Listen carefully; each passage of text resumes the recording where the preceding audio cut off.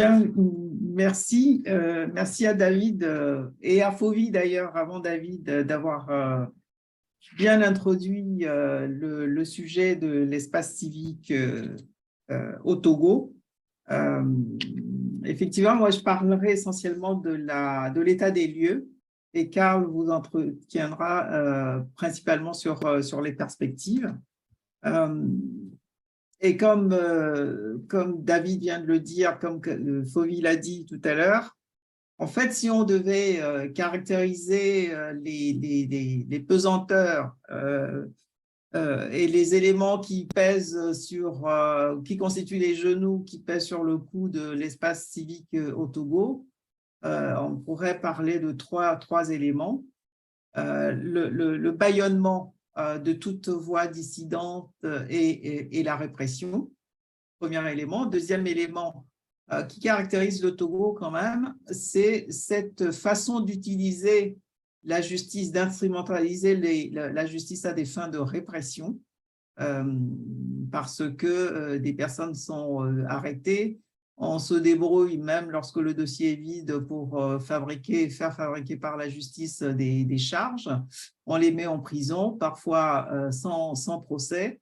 Et quelque chose qui fleurit énormément au Togo maintenant, c'est ces gens arrêtés arbitrairement, on les libère à un moment donné et c'est quasiment devenu une attente de la dictature qu'on aille les remercier pour avoir libéré des innocents, mais on garde ces personnes sous contrôle judiciaire, ce qui fait que la liberté d'aller et venir, la liberté d'expression de ces personnes est totalement bâillonnée. Et tout cela se fait sous une troisième caractéristique des entraves à l'espace civique au Togo, qui est l'impunité qui dure d'année en année. Alors, avant de rentrer dans le vif du sujet, moi, j'aimerais bien qu'on définisse ce qu'on entend par espace civique, pour que nous sachions tous de quoi nous parlons, parce qu'il y a des points de vue divergents qui peuvent être différents sur ces points. Et moi, pour définir l'espace civique, j'ai retenu la définition du Haut Commissariat des droits de l'homme de l'ONU, qui est donc cet organe de l'ONU qui fait des revues régulières sur l'espace civique et dont dépendent également un certain nombre de représentants spéciaux de l'ONU sur des thèmes tels que la liberté d'expression, le droit de réunion, etc. Et le Haut Commissariat des droits de l'homme de l'ONU définit l'espace civique comme étant l'environnement qui permet à la société civile de jouer un rôle dans la vie politique, économique et sociale de nos sociétés. Plus particulièrement, disent-ils, l'espace civique permet aux individus et aux groupes de contribuer à l'élaboration de politiques qui affectent leur vie, notamment en accédant aux informations, en instaurant un dialogue, en exprimant leurs désaccords et en s'unissant pour exprimer leur point de vue.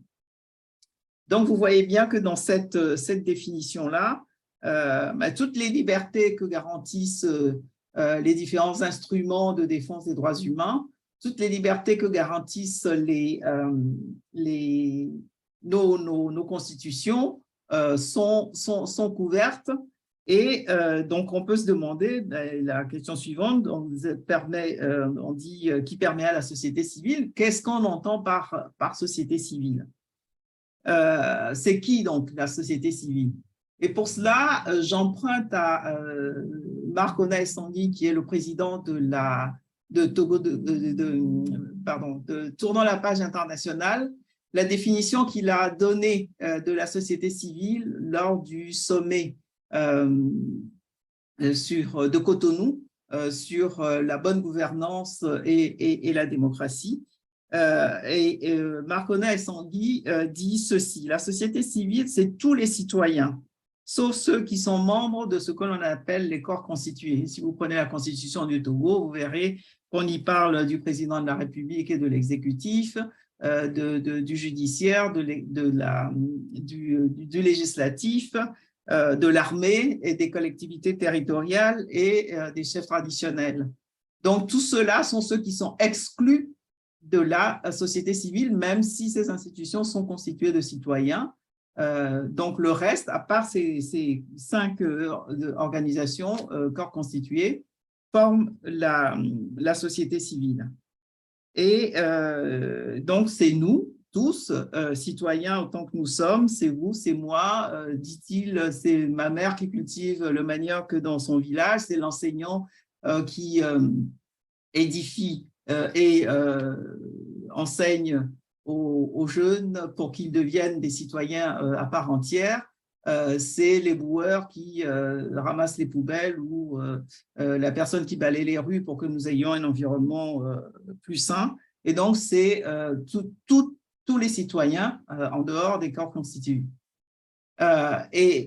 Simplement, il dit, parmi ces citoyens, nous sommes un certain nombre à identifier que notre société souffre de certains problèmes et nous nous organisons, nous nous réunissons à 2, à 10, à plus pour faire face et résoudre ces problèmes.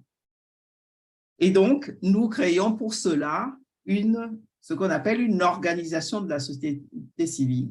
Donc, il y a parfois une confusion entre société civile dans son ensemble et les organisations de la société civile. Les organisations de la société civile pour Marc Ona, ce sont ceux qui ont identifié des problèmes et qui s'organisent et qui se mettent ensemble pour essayer d'apporter une solution à ce problème. Et donc, une organisation de la société civile, ça peut prendre la forme d'un syndicat, ça peut être une organisation qui décide de s'enregistrer et d'avoir une existence légale, mais ça peut être aussi finalement l'organisation spontanée des femmes qui ont décidé de manifester pour pour que leur marché ne soit pas déménagé, comme Fauvi en parlait tout à l'heure. Ça peut être également des syndicats ou des organisations régies par les lois de 1901 ou autres. Mais là, la question se pose de savoir qu'en est-il des partis politiques par rapport à cette définition? Parce que si je retiens cette définition, les partis politiques aussi sont constitués de citoyens, comme tous les autres membres de la société civile. Les partis politiques aussi ont identifié que des problèmes dans leur société et se sont organisés pour y apporter des solutions. Mais les partis politiques ont un mode d'action différent de ceux des organisations de la société civile en ce qu'ils estiment que le meilleur moyen pour eux de résoudre le problème qu'ils ont identifié, c'est de conquérir le pouvoir pour être eux-mêmes au pouvoir et pour se donner les moyens et être en mesure d'appliquer, de mettre en œuvre l'idéologie politique ou le programme politique qui se sont définis pour changer la situation, pour faire face à ces problèmes. Et quand je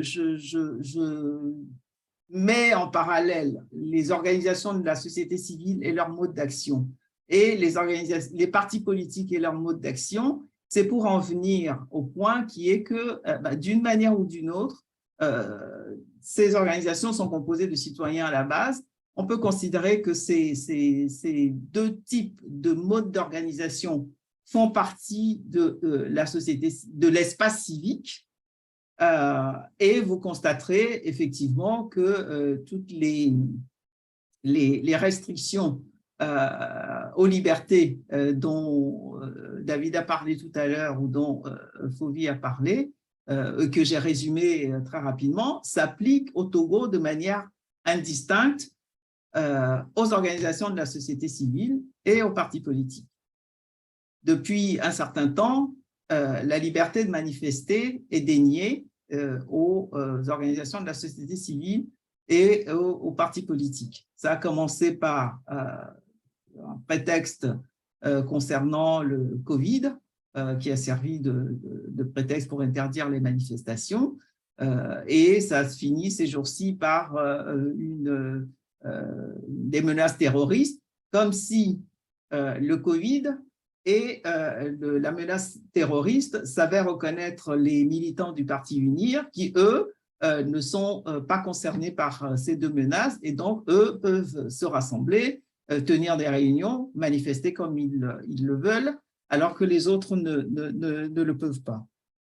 En termes de liberté d'expression également, vous constaterez que dans notre pays, maintenant, indistinctement, c'est l'ensemble des organisations de la société civile et l'ensemble des partis politiques et même de la presse, que l'on appelle le quatrième pouvoir, qui sont bâillonnés et à qui l'on interdit de s'exprimer.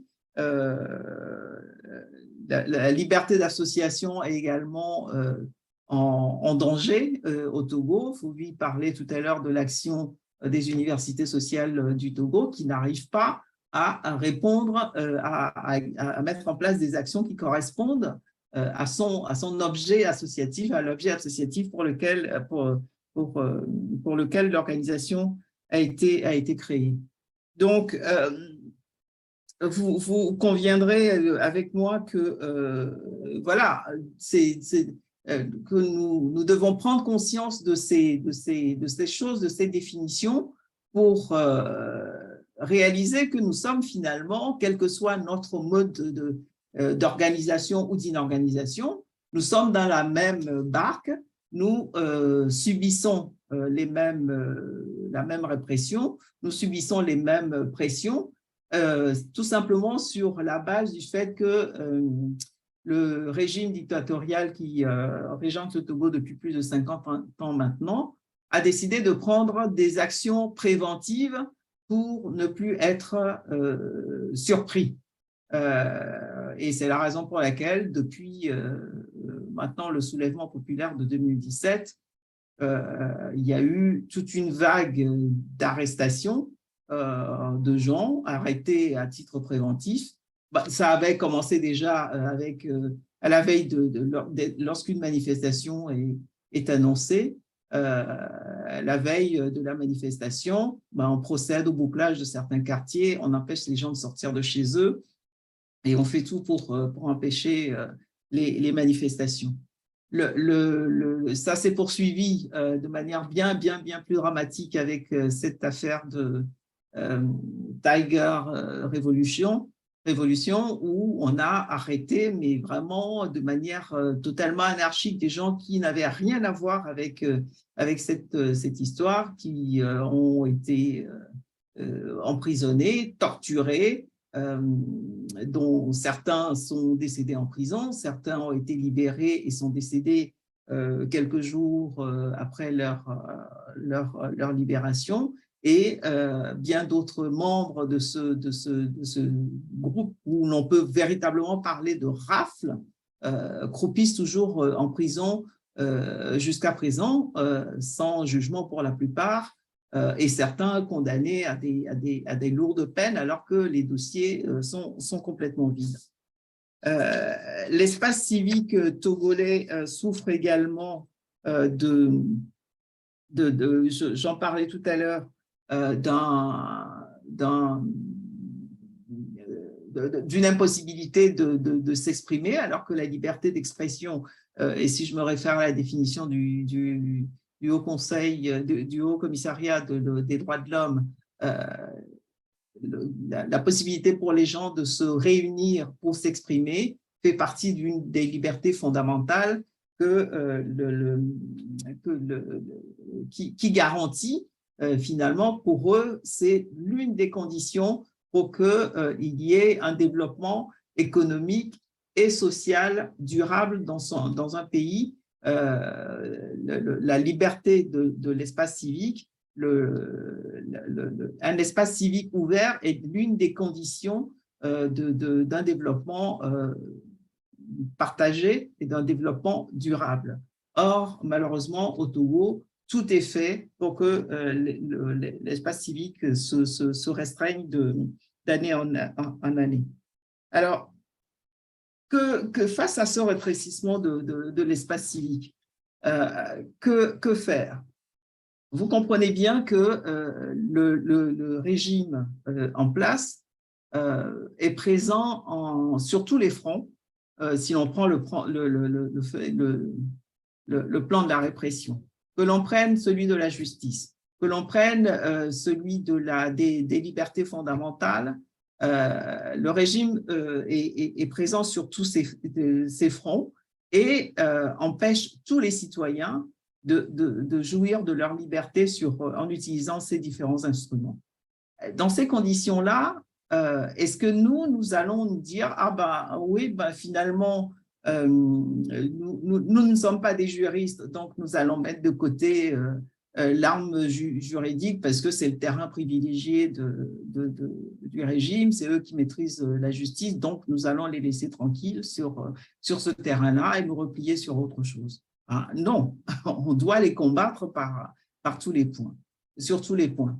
Est-ce qu'on va dire, ben, de toute façon, le terrain électoral, c'est leur terrain privilégié, c'est eux qui organisent les élections, nous n'avons aucune chance, nous n'avons plus qui que ce soit à la CENI maintenant qui puisse garantir la transparence des élections, donc ben, les élections, nous n'allons pas y aller parce que de toute façon, nous n'avons aucune chance d'y arriver. Ce serait une erreur également de procéder ainsi parce que ce faisant, on leur laisse le champ libre sur tous les points sur lesquels ils veulent nous empêcher la société civile et les citoyens donc, de s'exprimer.